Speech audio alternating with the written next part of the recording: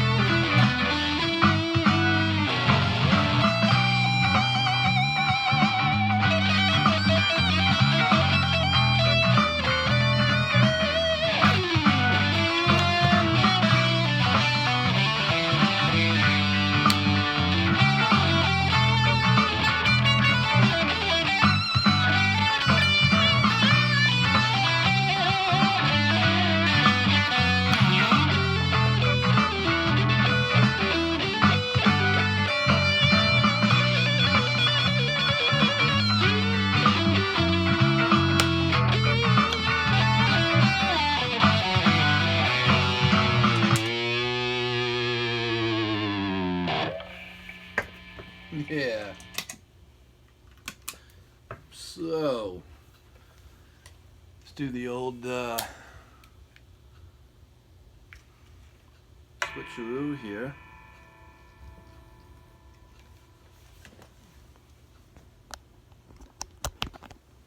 Plug it in, plug it in. All right. Oh, you know what I should do? Yeah. Bear with me. I should have my Harley Benton shirt on for this here video, just to make it, perfect. Off comes the mic. A little brief nudity here, sorry.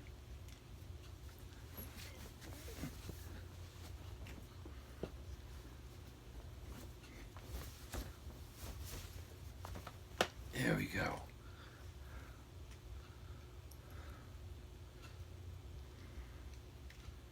Now we're on track. That's proper. Okay.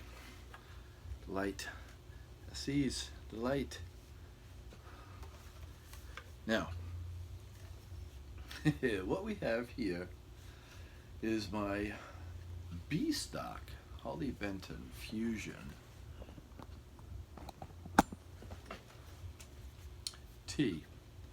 So, what makes it so nice is it's got a real fine, proper roasted maple neck and fingerboard, matching headstock, locking tuners, Graphtec nut, stainless steel blacksmith frets, 22 by the way. And what I did was, starting with the neck, I just used my Old English staining oil. That right there. $5 and change off of Amazon. I'll see if I can remember to put the link in the descriptions. I'll also put the link to one of these bad boys. I'm not sure if they're still going to have one in a B stock. This was the last one that I bought, but they might have another one that replaced it. If not, I'll just put the newer version. And that was the first and what else did I? Oh, the pickup. I'll put a description. I'll put in the descriptions the pickup. See, you can't mind me. I don't speak correctly. I was just going to say properly. I've been hit in the head so many times, not punched. Hit. The last time I fell off a very tall truck, hit a concrete wall with my head, hit the concrete floor, woke up with my thumb, see what I mean, being numb, and I was out cold. And ever since then, everything was just, you know, my IQ has been dropping, I can't remember stuff, I can't find the proper words, I misspeak. So I apologize, and that's the reason, and that's my excuse, and I'm sticking with it. Because I'm getting picked on all the time. I get to a point where I see a comment, and I'm like, okay, what's this one going to be? Is this going to be another jerk just trying to, you know, rock my world, make it a horrible day because he just feels the need to post something nasty? So back to the guitar. All right, you got it, Bean. So this thing here, I just used the oil. Now this is the original strings. All I had done was I loosened the strings because from Harley Benton, they wrap the strings around twice. I know you're supposed to pull it through, lock it by turning the wheel, tuning it, and snipping it. Well, it was wrapped. So because it was wrapped, I was able to unwound the strings where I didn't have to remove them and just get them out of the way. Just move them out of the way of the neck and the pickguard. And I used this here oil. Of course, I took a stainless steel 000 grit, and I just went over lightly the frets and the fingerboard, and then I used this here oil, and I did the whole thing. I didn't remove the tuning pegs, I just wiped around them. And if you've seen the first picture of this or the first video of this guitar, the fingerboard was so much lighter. Now look at how nice and dark, and you could really see the flamed maple fingerboard as I'm going down. You could see the difference between the fingerboard, see, the flame maple, and the maple neck. See, I almost went to say Naple. That's what I'm talking about. And that's really all that I've done to it, was use that oil. I wiped it, let it dry, wiped it again, let it dry, and then I just took a rag and just, you know, wiped the back of the neck to make sure it was, you know, it wasn't tacky, and it wasn't. So that was all I had done to that. After that, I replaced the knobs. This still has the push. I say that because you have to pull it in order to push it, because you never leave it like that all the time. You have a humbucking pickup. You don't want to split the pickup all the time. You might as well just get a Strat, right? Am I right? And who needs to split a pickup? You don't. So I just changed the knobs because I like big knobs. I don't know why. I think these look cool. They got a little blue rubber band to match the guitar around here. And it's just easy if I do want to do that. Now I did split the pickup in this video just to show you how good it sounds when you do split the pickup on this guitar. And this is probably the only guitar that I have that you could split the pickup and it sounds good. Yeah. So three-way. What I also did is I replaced the Roswell pickup and I put a Tesla pickup in here. Now, I wish I bought more of these pickups. I also changed the pickups on my Leo James guitar that I recently purchased from Amazon, and I had put Tesla pickups in there. I put a classic in the bridge and a extreme in the neck. This is well, we'll get to that because it will come to me in time. Trust me. So the Roswell pickup sounds warm and muddy. They both did. I don't mind it in the neck too much because when I put it in the neck, normally when I play a neck position that's got a humbucker, I normally just roll back on the tone, but I don't have to do it because it is so dirty and so muddy and so warm with a low output. I get that tone that I have. It's almost like a Monday morning single coil pickup with more punch. So I left that alone. The bridge pickup, however, was the only one where if I had it in the neck position and I moved, and if I leaned forward to change like the setting on my pedals, it was quiet. When I had it in the bridge, I would get squealing feedback, and it was also, I could speak through it ever so slightly. You could hear like a something as I speak. It wasn't 100%, but it was just a little bit, just enough to annoy me to say, hey, you know what? Along with the feedback, if I'm turning towards the amp, that's got to go. And it wasn't a good feedback. It wasn't like if I turn towards the amp and I want the sustain to keep going. It was just a right to a screech. You know, it wasn't like a good tonal feedback. So that's two. So what I had done was I ordered a Tesla pickup. I ordered 3, and this is a nitro. See, give me a minute and it'll come to me. This is a $67 nitro. No, sorry, $65 nitro pickup Tesla from Amazon, and I had it in, I think it was like 2 days. I had the pickup, and then the other two, I'll just when I do a video on that guitar, I'll describe the pickups and how much they were and what they were. But I have to tell you that this nitro pickup, they had it in white and in black. I'm not sure if they came in chrome, but man, it sounds amazing. As soon as I plugged it in, I was like, wow, this thing sounds great. I don't even have to stack it with a pedal to get a good tone, to get a good sustain out of it. And then, sadly enough, when I picked up the other guitar and I played the bridge pickup on that one, and that's a classic 60s, I think it was, or just said classic. It's got a lot of high mids to it, but it doesn't sound half as good as this one here. So if I ever buy another pickup, and I'm trying to talk myself out of not replacing that pickup because it kind of has a different tone and it kind of looks pretty cool, you know, the two different colors. But this is the way to go. This nitro Tesla pickup, man, and if they ever came out with this in a zebra form, that would be sweet as well.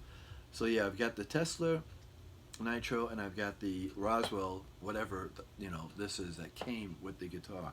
I still have the other Roswell pickup that came out of here. You know, I'll hold on to it.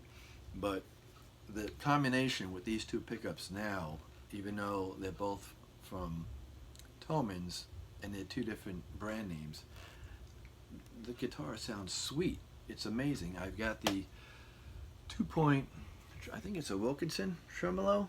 Yeah. Well, yep. And I just have 2 springs in the back. It's a floating bridge, and I have just 2 springs. I don't have 3.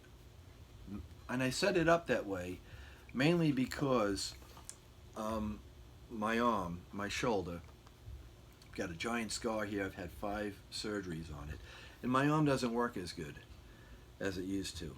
So I want it nice and light, and that's why I removed the spring and said, let me see if I could set it up and make it playable with just two springs, because I've seen people do that before, and it happens to work. Now, how I set a bridge up is I go by the saddle, not by the angle of the bridge. So the saddle should be straight, in my opinion, and then the bridge coming up so I could have a pullback on it. Let me just do that with some volume. See if I can max it out. Yeah, and that stays in tune. You know, and I haven't. I'm trying to think. I think I did oil the nut anyway. Once I had the strings off, yeah, I did oil the nut. Cause what the heck, you know, little sewing machine, Singer sewing machine oil on that. But you know, look at that, and it's really hard to see again. But it's a caramel flame maple neck and fingerboard. See how I'm pronouncing my words? I'm catching it now. Most of the times I don't realize it until someone posts a comment about what I said, and then I play the video back. I'm like, oh yeah, I did say that. What a schmuck. So just that oil brought this thing to life.